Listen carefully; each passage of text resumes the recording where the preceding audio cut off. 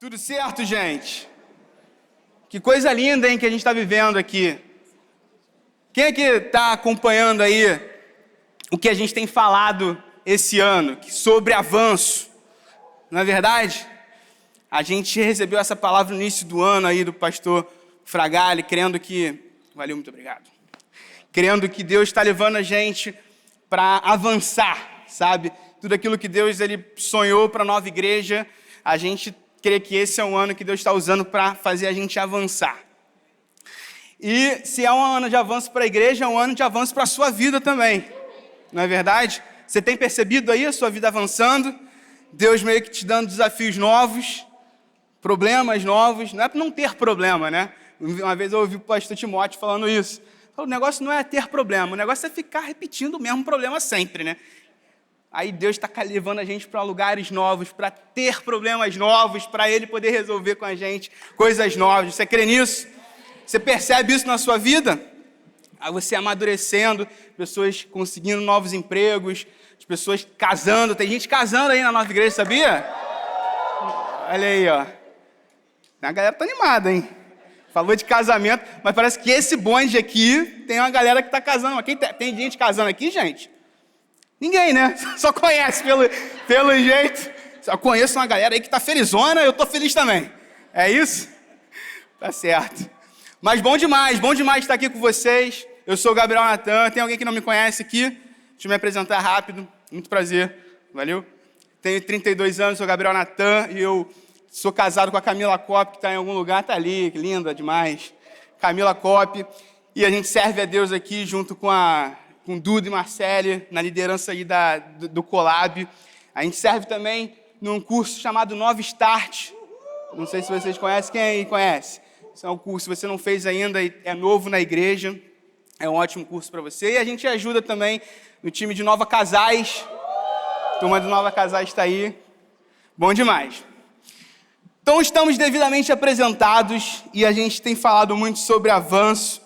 E o tema do que eu quero falar com você hoje é avançar é permanecer. Esse é o tema do que a gente vai falar aqui. Eu tenho certeza que você vai entender. Não é contraditório, você vai entender certinho o que a gente está querendo dizer aqui. Eu creio que Deus vai falar forte com você para abençoar a sua semana, amém? João capítulo 15, e aí eu vou ler 17 versículos, eu queria sua atenção nesse momento, para você não dormir, tá bom? A galera vê aí 17 versículos, é a hora de dar uma soneca, é a hora da neneca, daqui a pouco eu acordo, e aí eu ouço o que esse cara está falando, mas não dorme não, beleza? Acorda aí, vamos lá, são 17 versículos, a gente vai junto, e a gente já cai dentro do que Deus quer falar com a gente. João capítulo 15, versículo 1, Jesus falando com os discípulos: Eu sou a videira verdadeira e meu pai é o lavrador. Todo ramo que, estando em mim, não dá fruto, ele corta. Todo ramo que dá fruto, ele poda para que produza ainda mais. Vocês já foram limpos pela mensagem que eu lhes dei. Permaneçam em mim e eu permanecerei em vocês. Pois assim como um ramo não pode produzir frutos se não estiver na videira, vocês também não poderão produzir frutos a menos que permaneçam em mim. Sim, eu sou a videira. Vocês são os ramos. Quem permanece em mim e eu nele produz muito fruto, pois sem mim vocês não podem fazer coisa alguma. Quem não permanece em mim é jogado fora como um ramo imprestável e seca. Esses ramos são ajuntados num monte para serem queimados. Mas se vocês permanecerem em mim e minhas palavras permanecerem em vocês, pedirão o que quiserem e isso lhes será concedido. Quando vocês produzem muitos frutos, trazem grande glória para o meu Pai e demonstram que são meus discípulos de verdade. Versículo 9. Eu os amei como o Pai me amou. Permaneçam no meu amor. Quando vocês obedecem os meus mandamentos, permanecem no meu amor. Assim como eu obedeço aos mandamentos de meu Pai e permaneço no amor dele, eu permaneço no amor dele. Eu lhes disse estas coisas para que fiquem repletos da minha alegria. Sim, sua alegria transbordará. Este é o mandamento: amem uns aos outros como eu amo vocês. Não existe amor maior do que dar a vida por seus amigos. vocês serão meus amigos se fizerem o que eu ordeno. Já não os chamo mais de escravos, pois o Senhor não faz confidências a seus escravos. Agora vocês são meus amigos, pois eu lhes disse tudo o que o Pai me disse. Vocês não me escolheram, eu os escolhi. Eu os chamei para irem e produzirem frutos duradouros, para que o Pai lhe dê tudo o que pedirem em meu nome. Esse é o meu mandamento. Amem uns aos outros. Amém? Você pode aplaudir a Jesus aí por isso. Amém. Vamos orar rapidinho e a gente já começa. Deixa eu beber um gole d'água. Jesus, a gente te agradece por hoje. A gente te agradece por tudo que a gente tem recebido desse lugar, Deus. E a gente crê que hoje é mais um dia que você está revelando a tua palavra para a gente. E a gente está com o coração aberto para receber o que você quer falar com a gente hoje e abençoar a nossa semana. Você pode dizer amém a isso aí? Amém. Deixa eu te fazer uma pergunta rápida, sem querer me estender muito. Quantos vascaínos nós temos aqui? Ninguém? Graças a Deus temos um ali, com a camisa do Vasco, inclusive, esse aí. Uma salva de palmas, gente, pelo amor de Deus, né? Não vamos deixar o cara... Tô sentindo... Foi a salva de palmas mais baixa que essa igreja já deu na história. Pois é, eu sou vascaíno também, por isso que eu fiz esse estardalhaço todo. Vi uma camisa do Vasco e fiquei animado. A verdade é que é o seguinte, só para deixar claro aqui, Vascão não está passando por momentos fáceis, na verdade. Estou te atualizando aí do que está acontecendo no meio futebolístico. Rapidinho a gente já vai para a palavra já. Vasco não está passando momentos fáceis, não. Momentos difíceis, inclusive, no final do culto a gente vai fazer uma oração aqui com um amigo ali, que está... fazer uma oração para abençoar, tirar os prisões. A gente vai declarar Jesus no Vasco, amigo. Não sei, a gente vai dar um jeito aí para abençoar. Mas a verdade é essa, e inclusive o Vasco está sem treinador nesse momento. Tá? Não vou entrar em detalhes, não quero também, não é esse o objetivo aqui. Mas o Vasco está sem treinador nesse momento, enfim, está procurando, alguém aí que quer ser treinador do Vasco, alguém aí que quiser, bota lá o currículo, está precisando. Mas qual é o papel de um treinador de futebol? Para a galera que já conhece aí bem, sabe do que eu estou falando, eu vou te explicar direitinho aqui para todo mundo ficar na mesma página. O que um treinador de futebol, ele resumidamente precisa fazer? Ele precisa, com um elenco que ele tem, de jogadores, ele precisa montar uma estratégia para vencer os jogos, correto?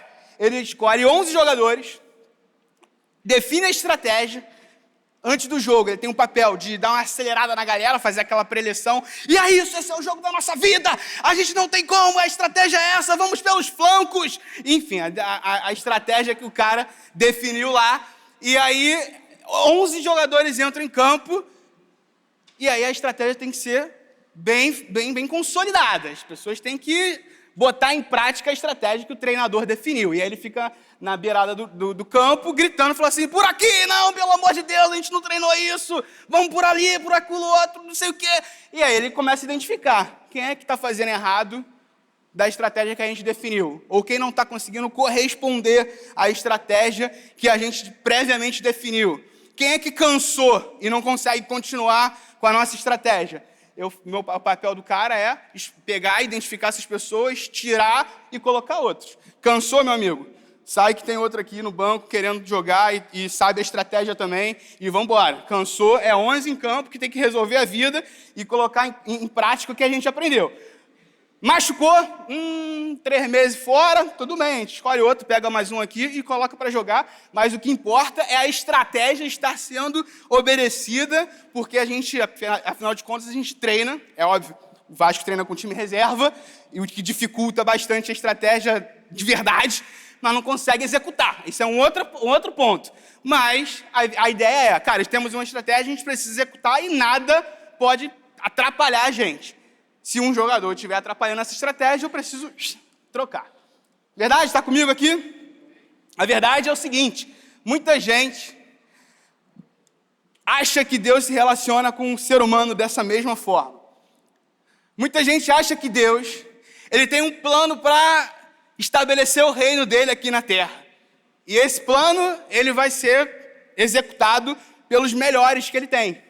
ele tem os melhores dele, ele tem os titulares, ele tem as pessoas ali que entendem bem o que ele falou, e ele sabe bem, ele confia bastante, e ele coloca esses titulares para jogar, e aí o momento que esses titulares, talvez você imagine que eu sou um titular.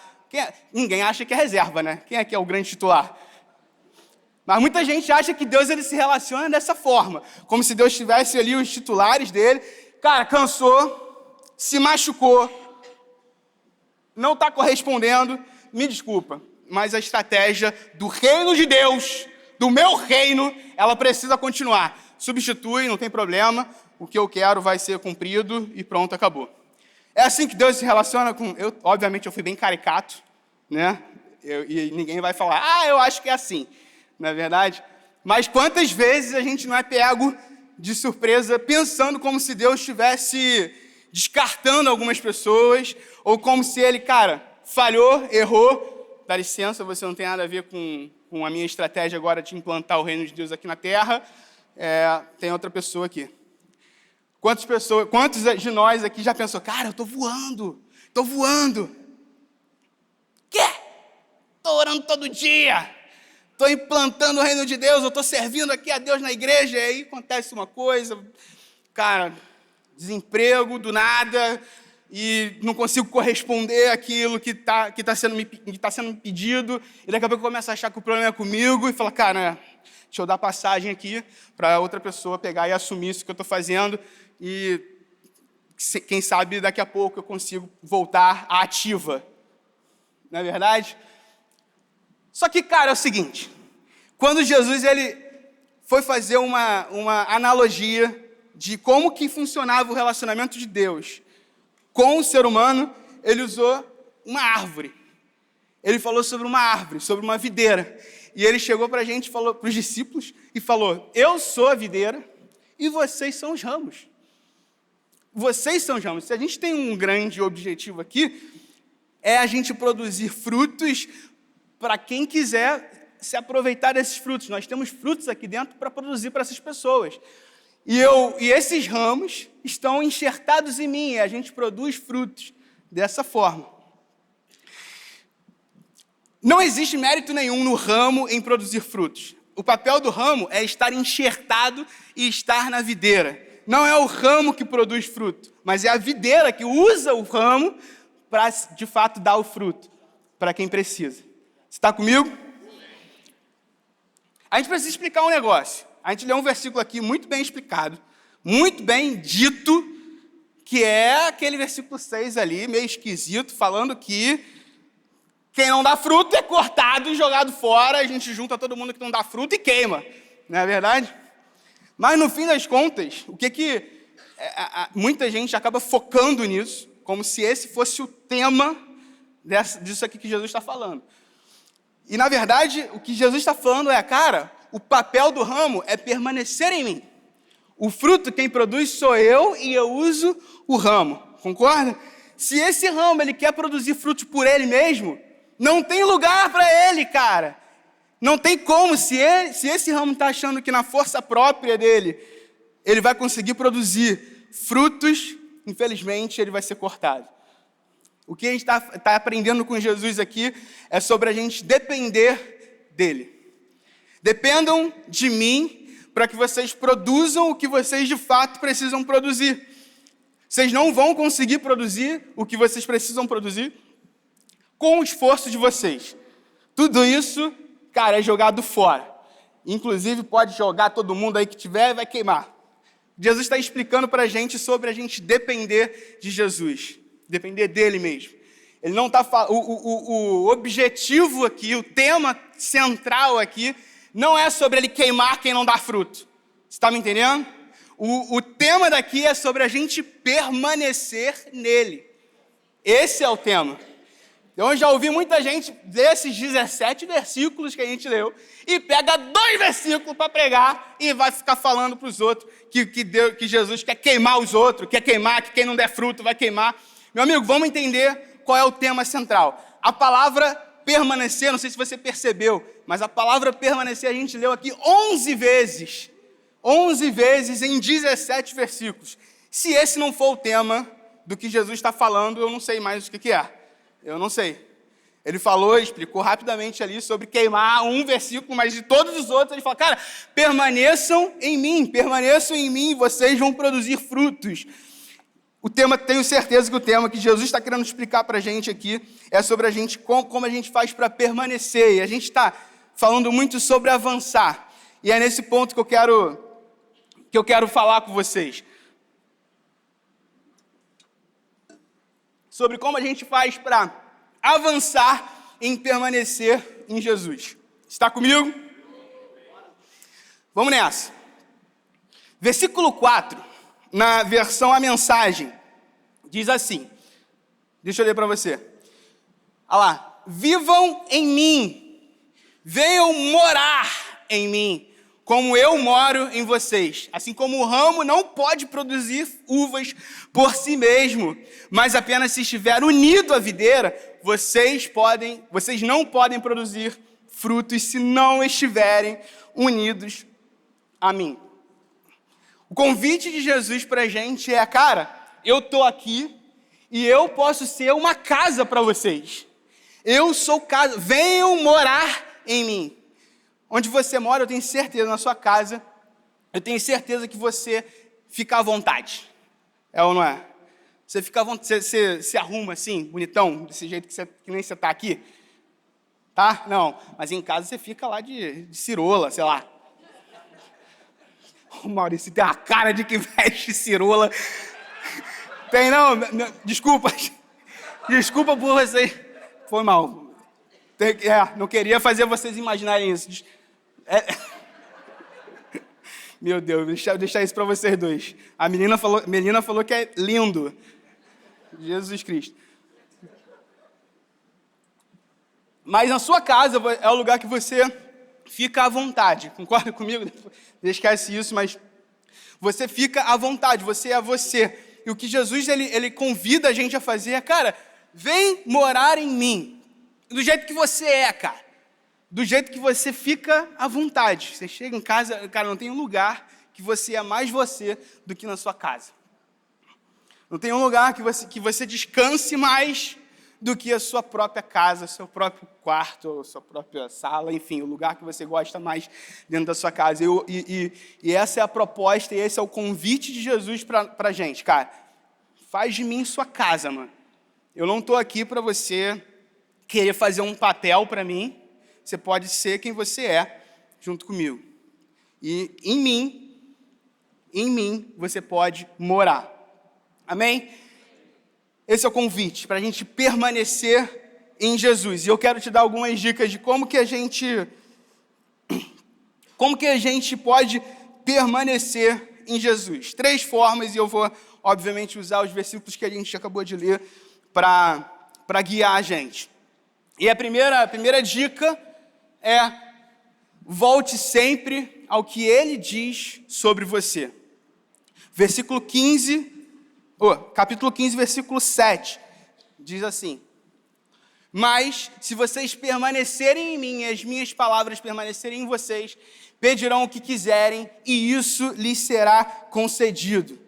Olha só o lugar que ele coloca a gente, cara. Você pode, nesse lugar, se as minhas palavras, aquilo que eu tenho dito, elas permanecerem em você, você vai poder pedir o que você quiser, que vai ser atendido. Quantos aí creem que nosso Deus é o Deus do impossível? Eu creio nisso também. Eu creio nisso. Mas mais do que milagre que a gente quer ver, e eu creio nisso, o ponto de partida são as palavras deles permanecerem na gente. Volte sempre ao que ele diz sobre você. Sabia que Jesus ele diz coisas sobre você? Jesus ele fala sobre você ser um amado. Jesus fala sobre você ser perdoado. Jesus fala sobre não existir mais culpa sobre você. Mas eu sei também que, cara, a gente gosta de se definir. A gente, às vezes, gosta muito de se definir. Cara, não, eu sou uma pessoa para baixo mesmo, e é isso. Eu sou uma pessoa triste, porque eu vivi coisas que você nem imagina. E aí a gente acaba se definindo, querendo definir a gente com o que a gente viveu no passado. E Jesus, ele livra a gente de a gente mesmo se definir. Olha só que maravilha, cara.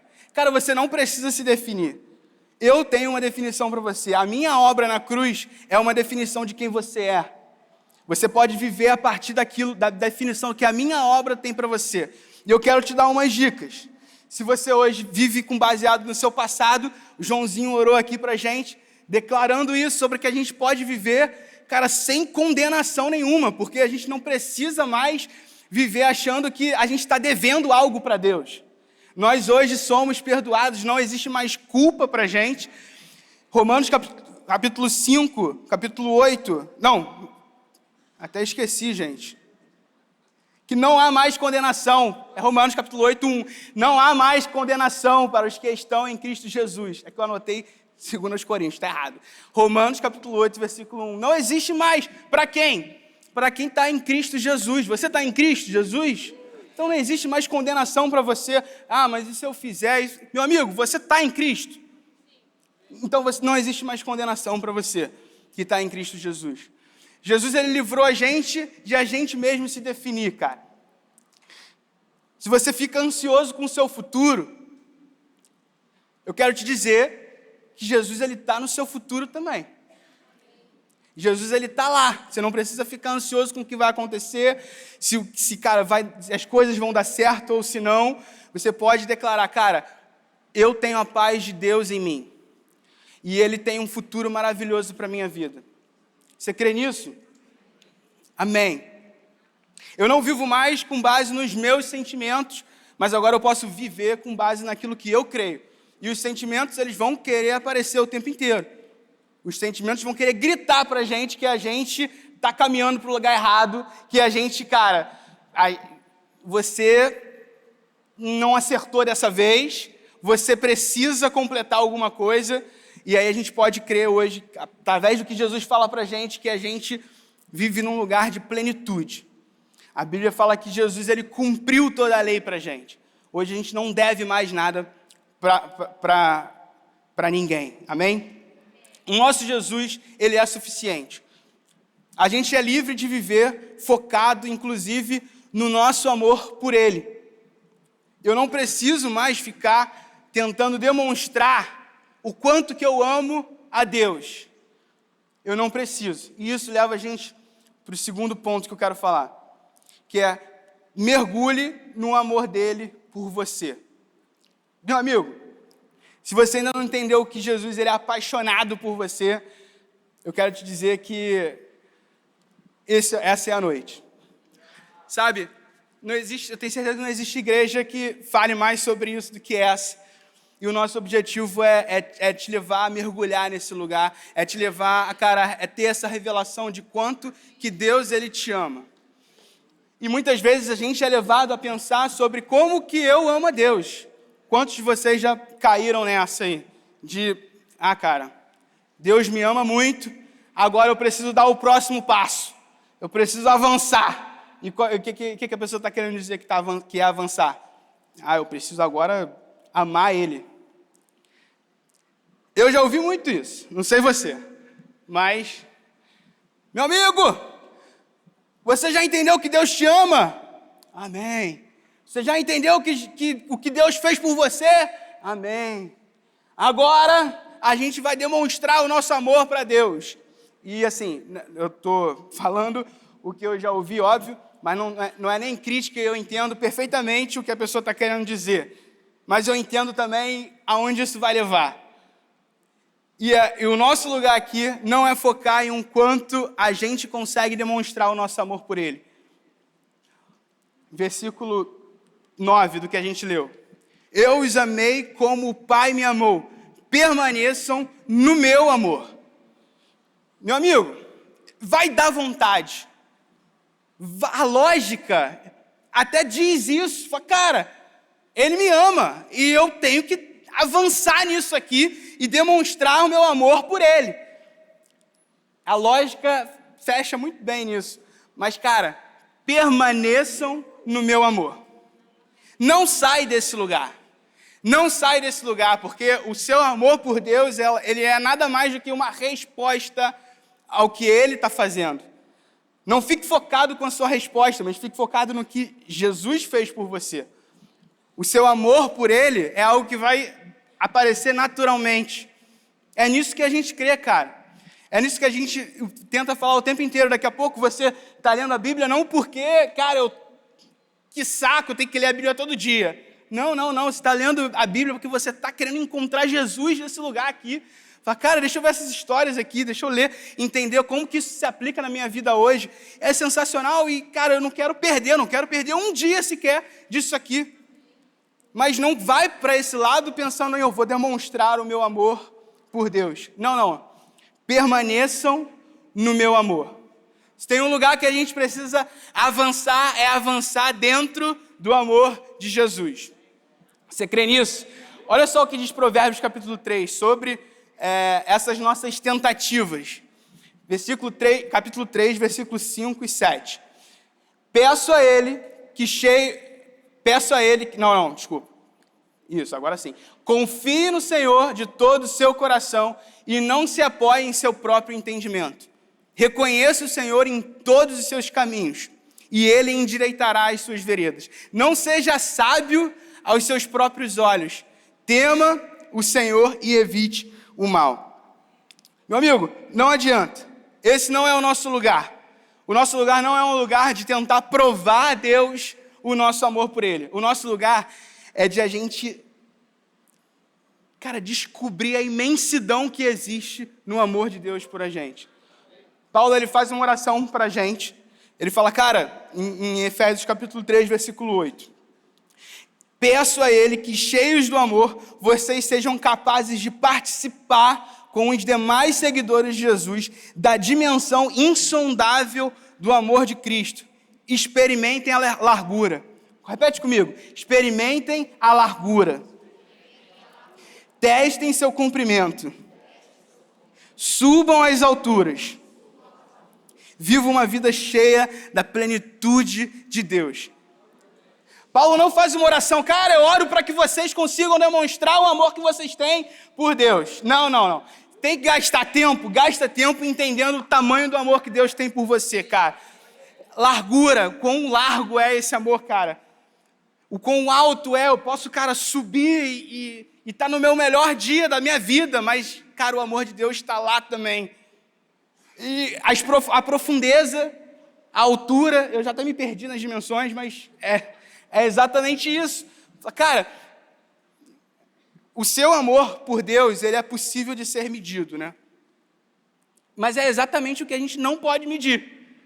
O amor de Deus por você, ele é impossível de ser medido. A gente vai gastar a vida inteira tentando medir isso, a altura, o comprimento, a largura, e a gente não vai conseguir. Cada dia que passa, a gente vai descobrir algo novo no amor de Deus por você, cara. Cada dia que passa, existe uma revelação nova sobre como que Deus te ama, nos mínimos detalhes. Em como que Deus te ama, ali na sua família, no lugar onde você foi plantado. Jesus, o cuidado que Ele tem por você. Gaste tempo com o amor dEle. Experimente, teste e suba. Viva no amor que Deus tem por você. O nosso lugar é no amor que Ele tem por a gente. E aí o ponto 3, que eu queria comentar com você, para a gente já caminhar para o final. Lembre que você não escolheu Jesus. Ele que te escolheu. Olha o que diz o versículo 16. Vocês não me escolheram, eu os escolhi. Eu não sou eu que estou falando não, tá? É Jesus. Ele que está falando.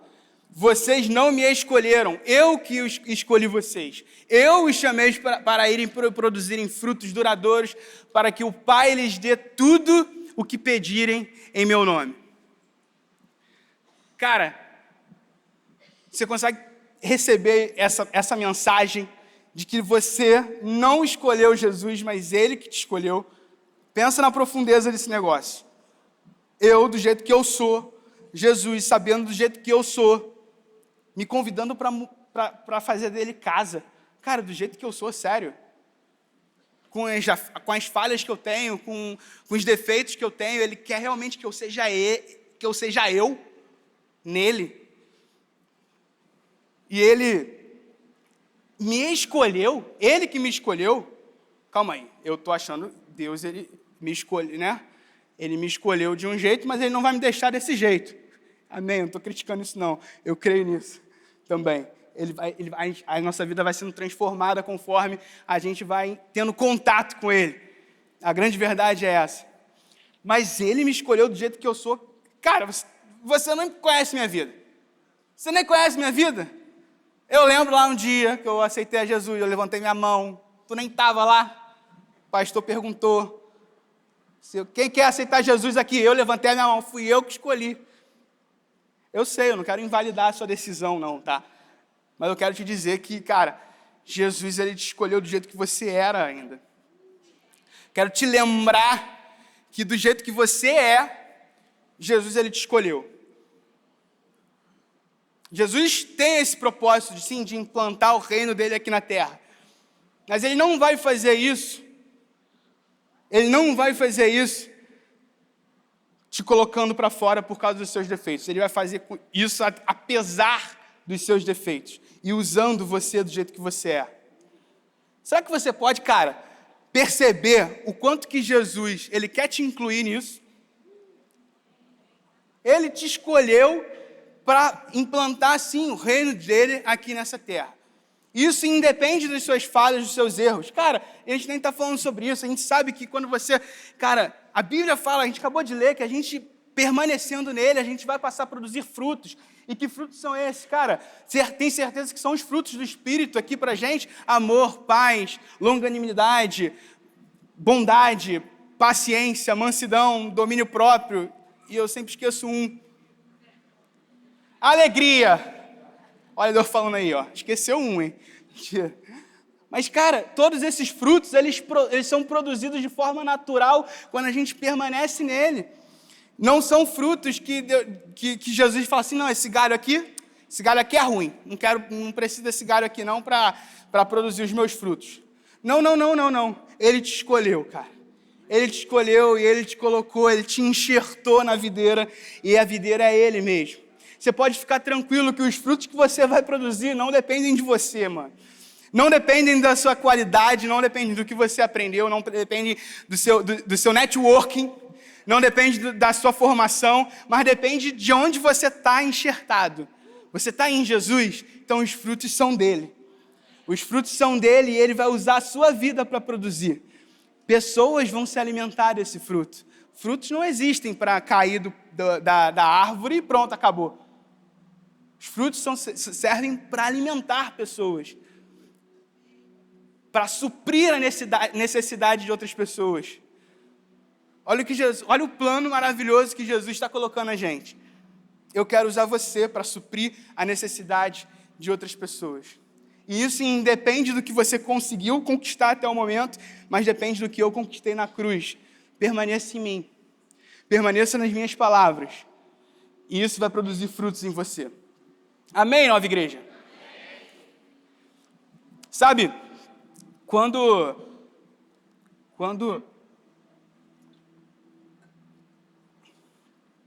Pedro, Jesus, na última ceia, né? Você deve lembrar disso. Jesus, ele fala mais claramente sobre ele morrer e ressuscitar ainda. E Pedro levanta, é um capítulo antes do que a gente leu aqui. Capítulo 14, ou 13. E aí Jesus levanta, Pedro levanta e fala assim, cara, para onde que você vai? Para onde você for, eu vou também, bicho. Você tá maluco? Não sei se ele falou assim, mas eu imagino alguma coisa do tipo. Me perdoa aqui minha adaptação. Cara, você tá doidão, porque aonde tu for, eu vou atrás. Aí Jesus fala assim, Pedro está nesse lugar. Pedro está nesse lugar de achar que os frutos vão sair por conta do esforço dele. De achar que é ele que está produzindo isso tudo.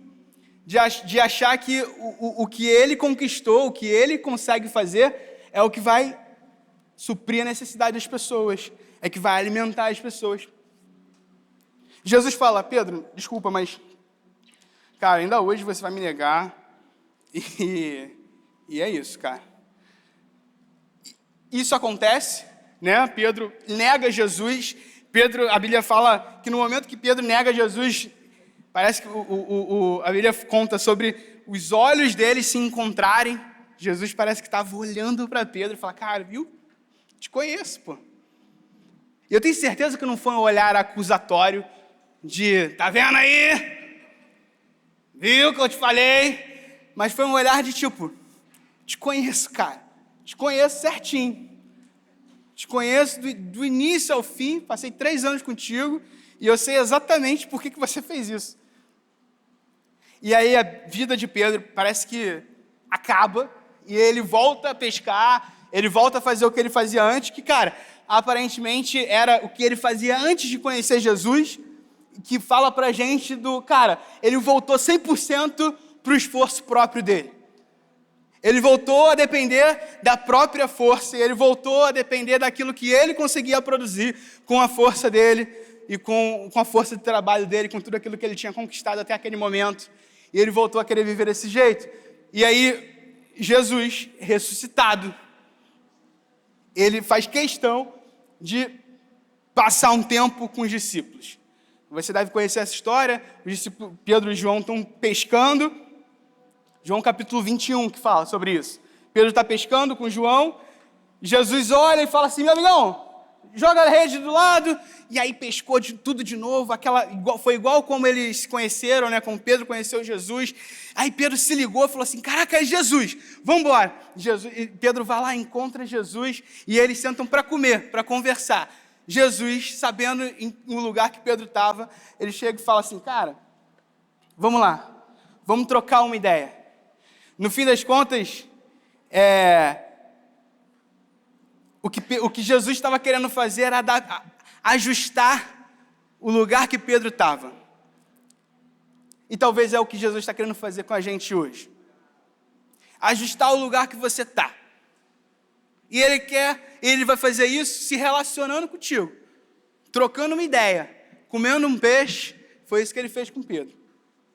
Sem forçação de barra, ele vai entender qual é o seu lugar e o que vocês vão fazer para caminhar para o lugar certo que você precisa estar. Pedrão, você me ama? Ele fala, cara, te amo, você sabe.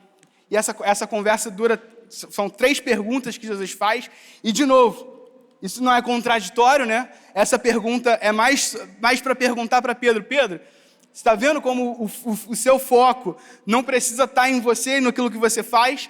E aí as respostas de Jesus são, apacenta minhas ovelhas, cuida das minhas ovelhas, vamos gerar frutos para essas pessoas, vamos frutificar para que essas pessoas elas sejam alimentadas por aquilo que está saindo de você, cara. Vamos voltar o nosso pensamento para o pensamento inicial, que é eu produzindo frutos através de vocês. A minha vontade com você, cara, é ser seu amigo. No versículo, a gente leu isso aqui, no versículo 13, se eu não me engano. Não existe amor maior do que dar a vida por seus amigos. Jesus ele não parou para sentar um dia do período que ele estava ressuscitado aqui na terra para falar com Pedro, porque ele estava preocupado com o que Pedro podia oferecer para ele. Jesus estava preocupado com a amizade que ele tinha com Pedro. Jesus queria voltar esse cara, ganhar o coração de novo de Pedro. Fala, cara, eu posso perder tudo, irmão, mas a sua amizade, Pedro, eu não quero perder. Vamos sentar e vamos se ajustar. E é isso que acontece na vida de Pedro. A vida de Pedro, ela volta. E Pedro, cara, vive uma vida linda com Jesus, alcança a vida de pessoas, e é isso que vai acontecer com a gente, cara. O que Jesus quer fazer com a gente é ajustar o nosso pensamento. A gente vai avançar, sim, a gente vai avançar, e tem coisas para a gente conquistar com Ele, mas a gente vai fazer isso dependendo dEle. O nosso avanço, na verdade, é avançar na dependência de Jesus. Não é avançar numa forma em que eu consigo conquistar as coisas agora, não. É avançar na dependência daquilo que Jesus faz com a gente. Você está comigo nessa?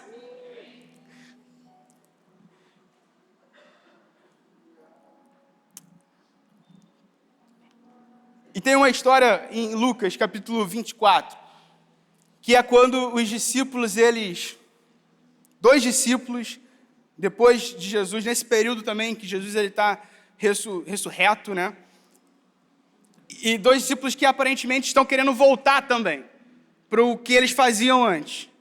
Cara, eu vou voltar para o meu esforço próprio, que são aqueles discípulos do caminho de Emaús. E aí Jesus, em pessoa, ele encontra esses dois discípulos e no caminho, a Bíblia fala que no caminho Jesus ele começou a mostrar para os discípulos sobre toda a história que eles conheciam, que a gente conhece na Bíblia, e sobre como essas escrituras falavam a respeito de Jesus. E foi isso que mudou a vida desses caras. Lucas capítulo 24, versículo 25 e 27. Olha Jesus falando. Vocês não entendem, cara. Vocês não entendem, suspirou Jesus. Como demoram para crer. Porque não acreditam em tudo que os profetas disseram. Não percebem que tudo isso tinha que acontecer, que o Messias tinha que sofrer antes de entrar na glória.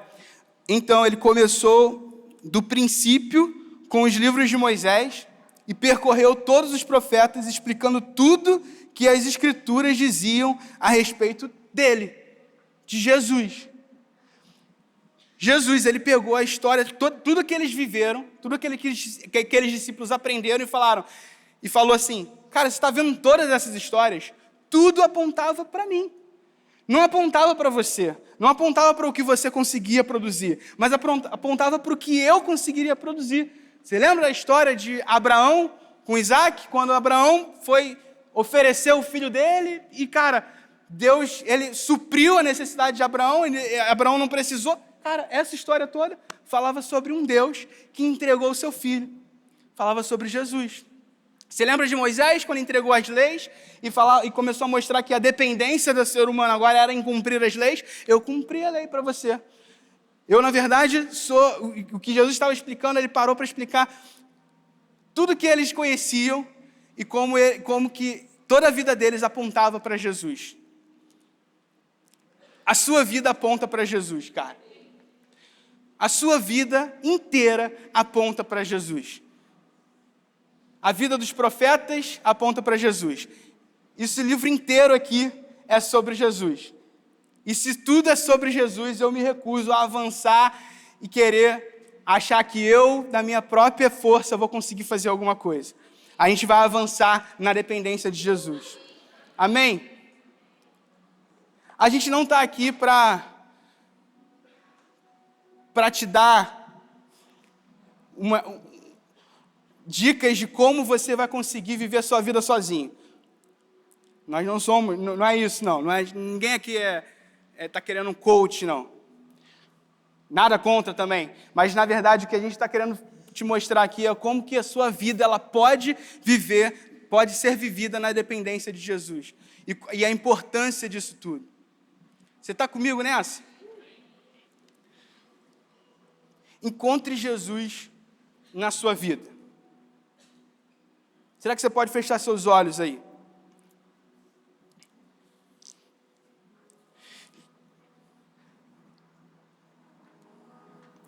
E eu quero, cara, te fazer lembrar de como Jesus ele sempre esteve presente na sua vida, meu amigo. E de como a sua vida ela aponta já para Jesus.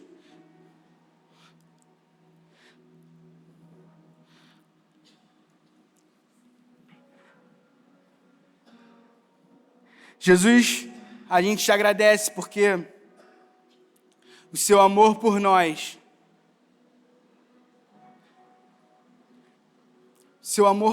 independe da nossa capacidade de demonstrar o nosso amor por você. A gente te agradece, Jesus, porque você incluiu a gente nesse plano maravilhoso, que é alcançar a vida das pessoas, independente das nossas falhas, dos nossos erros. E até nas nossas falhas e nos nossos erros, você continua presente, você continua apontando a nossa vida para você mesmo.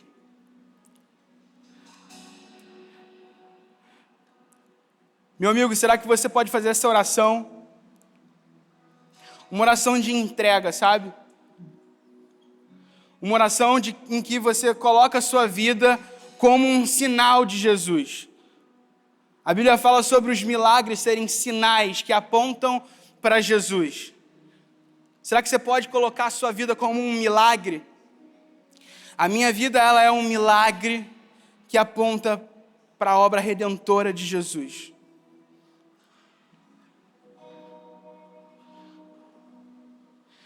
Na dúvida, Jesus. Quando você não souber o que orar, quando você não souber mais o que você faz, eu quero te lembrar, lembra disso. Jesus. É tudo o que você precisa saber, cara. Mas, Gabriel, eu sou novo convertido, não entendo muito bem. Meu amigo, Jesus fez uma obra linda na sua vida. Ele morreu, ressuscitou, hoje está vivo e Ele te deu uma nova vida. É isso que você precisa. Jesus. Quando eu não souber mais para onde que eu vou, Jesus. Se eu não souber mais o propósito da minha vida, Jesus. Se eu não souber mais quais são os sonhos que eu tenho para minha vida, Jesus. Se eu não tenho mais motivo para estar vivendo, meu amigo, você tem um motivo sim, Jesus. Se você está procurando, cara, respostas, eu sinto em te informar que talvez eu não consiga te ajudar a trazer respostas para todas as suas perguntas, mas eu consigo te mostrar Jesus. Eu consigo te mostrar Jesus, cara. Ele é aquele que supre todas as nossas necessidades, cara. Ele, sendo rico, se fez pobre para que nós nos tornássemos ricos. Será que você pode se levantar aí?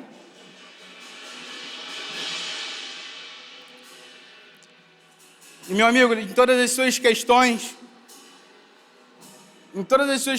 eu sei que você tem, todos nós temos, da forma mais simples que Jesus é, eu queria que você encaixasse Jesus. Como é que Jesus se encaixa nisso, Natan? Meu amigo, o Espírito Santo está nesse lugar. O Espírito Santo está nesse lugar e eu tenho certeza que Ele está aí com você e Ele está te guiando. Será que você pode, cara, com a mão no seu coração aí, com a mão no seu coração, entender que Jesus, Ele quer ser a sua resposta.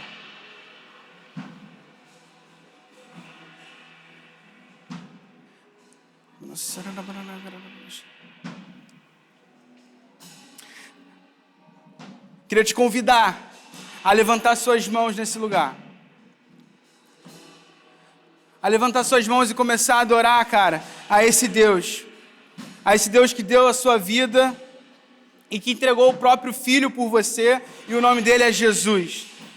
Eu queria te convidar a adorar esse Deus que, cara, sem motivo em você, Ele olhou para você e te quis.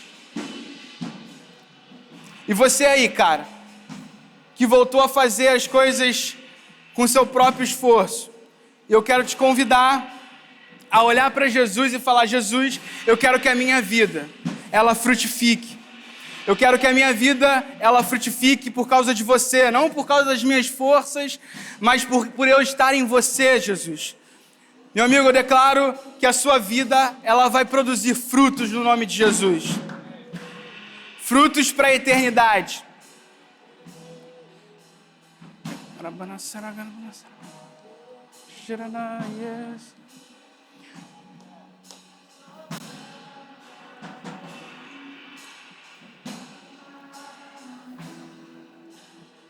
Será que você pode cantar isso um pouco? Só quero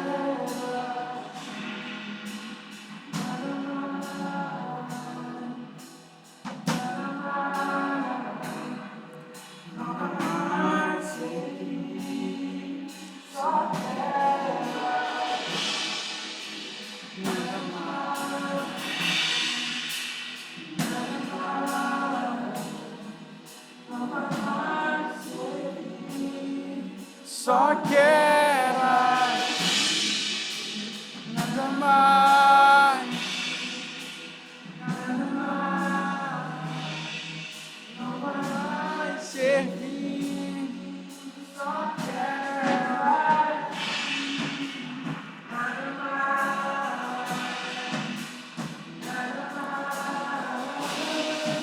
não vai mais servir, só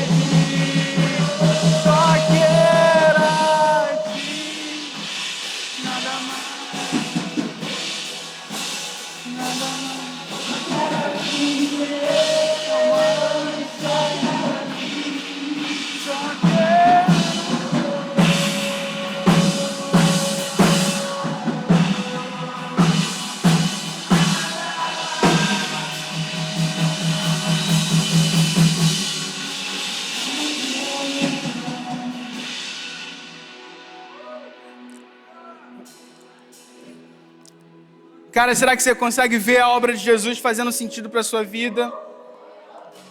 Todos os dias, todos os dias, todos os dias. E eu quero te convidar, mano. Caso você ainda não tenha feito essa oração alguma vez na sua vida, eu queria te convidar a fazer essa oração de entrega para Jesus.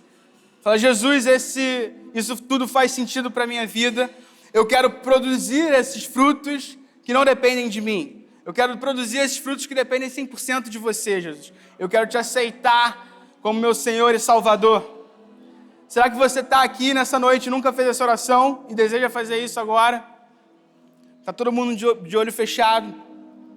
Você pode levantar sua mão assim, bem alto, para a gente ver. Que legal. Amém. Amém, amém, amém. Amém, cara. Será que você pode aplaudir a Jesus aí por isso? Temos pessoas...